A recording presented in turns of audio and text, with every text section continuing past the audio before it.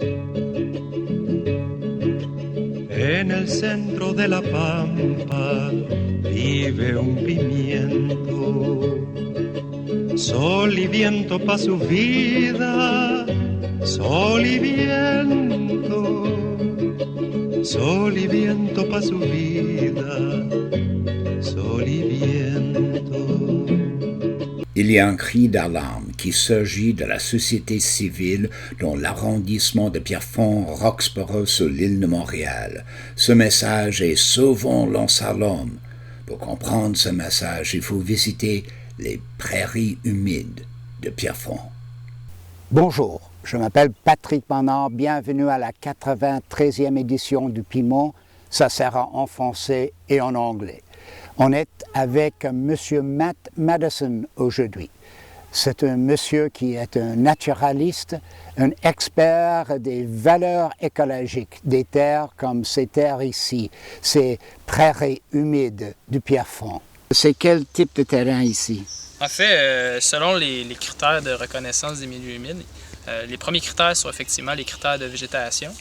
Donc même dans des situations où ce qu'on ne verrait pas, par exemple de l'eau qui reste sur place à l'année, la végétation est un très bon indicateur du fait que c'est effectivement une zone humide. C'est des indicateurs qui sont utilisés par les gestionnaires en environnement et les biologistes à travers le Québec.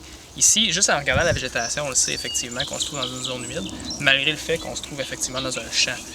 Et donc, selon les espèces qu'on retrouve, selon la végétation qu'on retrouve, on pourrait classifier ces zones humides-là d'un type prairie humide, effectivement, pour tout l'ensemble de la zone dans laquelle on se tient aujourd'hui. Et ça, c'est spécial, n'est-ce pas?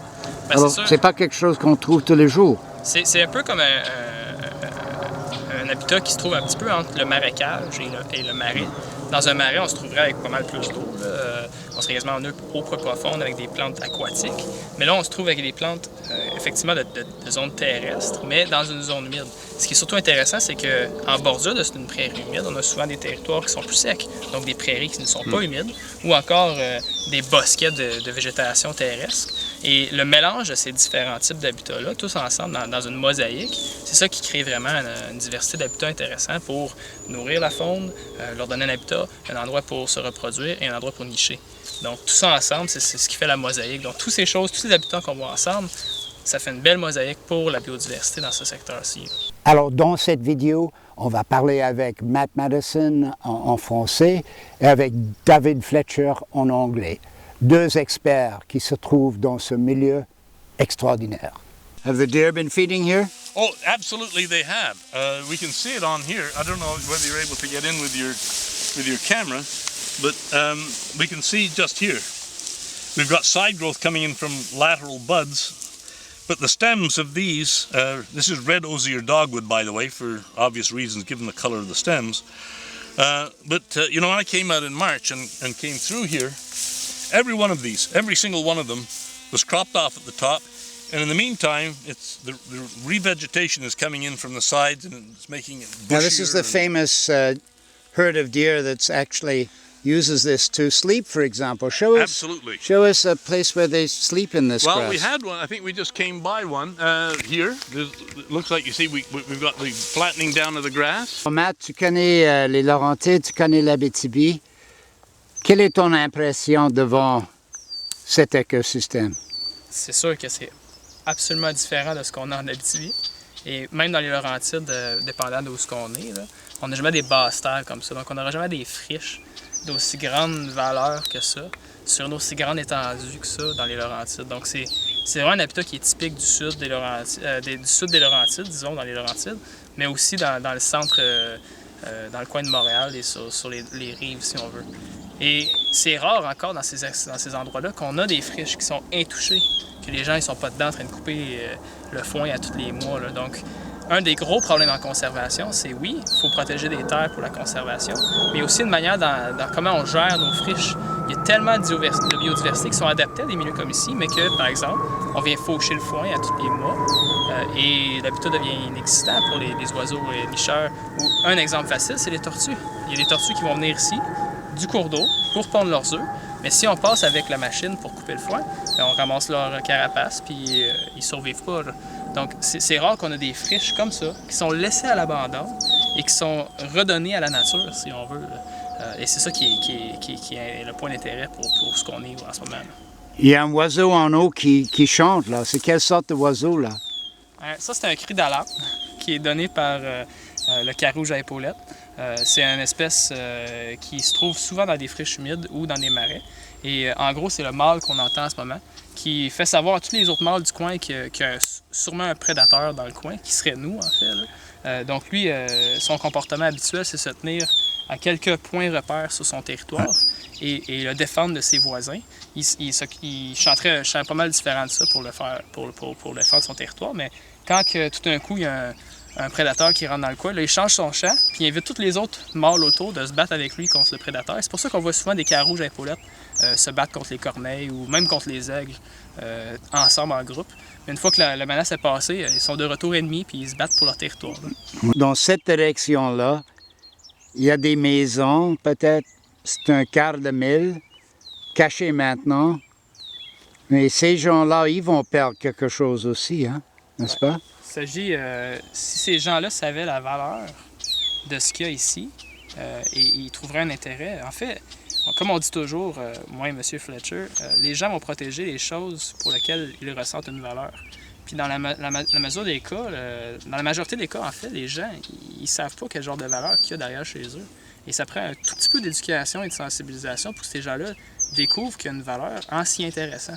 Les gens, ils ne trouveront pas de valeur aux choses qu'ils ne comprennent pas. Donc, il s'agit de les amener dehors, de leur expliquer les petites choses fameuses qu'on discute aujourd'hui. Ils vont découvrir une valeur. Ils vont tout d'un coup vouloir protéger cette valeur-là. Et c'est de même qu'on rajoute une valeur sociale à un endroit qui a une valeur écologique. Et tout d'un coup, une pression sociale, ça peut devenir beaucoup plus fort que même la valeur écologique dans certains cas. David Fletcher, Matt was just talking about the ecological value of this environment. Behind you and hidden behind those bushes are some houses. Those people are going to lose something if this gets developed. Yes, one of the ironies I'd have to say too, by the way, is that those houses lie in a particular area where I used to come out to a place not very different than this and find all sorts of water birds and other species of animals inhabiting that land. And here we've got the same thing happening. And the people that come in will place a value on what surrounds it, if there's still some green there. All the while not taking account of the fact that their being there has essentially eradicated somebody else's treasured green space. In the last week or 10 days, I've written to people in many parts of the world and I've told them about this place and I've said that if people do not see reason, we're going to lose precious wetland here. Is that your view? Oh, I think absolutely that's the case. We've got something very unique here that people are going to lose and they're never going to see. They're never going to understand that it was here, that it had a certain value, and that they could come out here and learn to appreciate it. And I think particularly of their children. Their children are never going to get this contact with nature. Vous voyez ici les 185 hectares de prairies humides qui vont disparaître à cause d'un développement massif proposé par la Ville de Montréal et l'arrondissement de Pierrefonds. Le 26 juin 2015, la journée même que Matt Madison et David Fletcher parlaient ensemble au milieu de ces mêmes champs, les maires de Montréal et Pierrefonds ont décidé soudainement et sans aucune consultation publique, d'annoncer un projet de 5 000 à 6 000 unités d'habitation.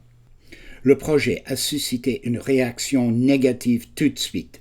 Dans le Devoir de 27 juin, Jeanne Corriveau publiait un reportage avec le titre « Un vaste projet immobilier suscite l'inquiétude dans l'ouest de l'île de Montréal ».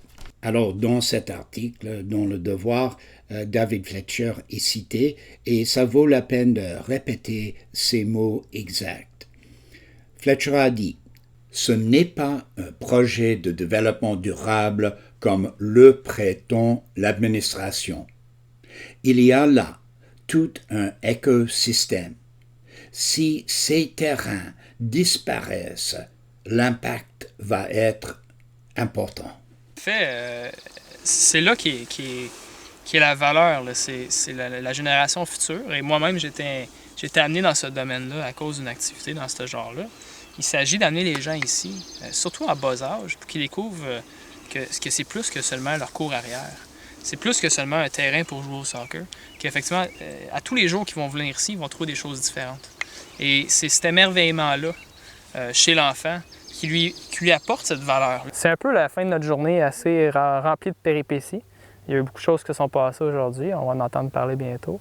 Mais chose certaine, après une marche comme ça, c'est le meilleur moment pour s'asseoir et réfléchir à ce qu'on a rencontré, ce qu'on a vu aujourd'hui, et à songer à notre rôle en tant qu'individuel et en tant que société, en lien avec ce qu'on a ici comme situation. Et c'est seulement en venant passer un peu de temps ici qu'on peut vraiment prendre le temps de découvrir ce qui se passe et de se positionner réellement sur cet enjeu-là.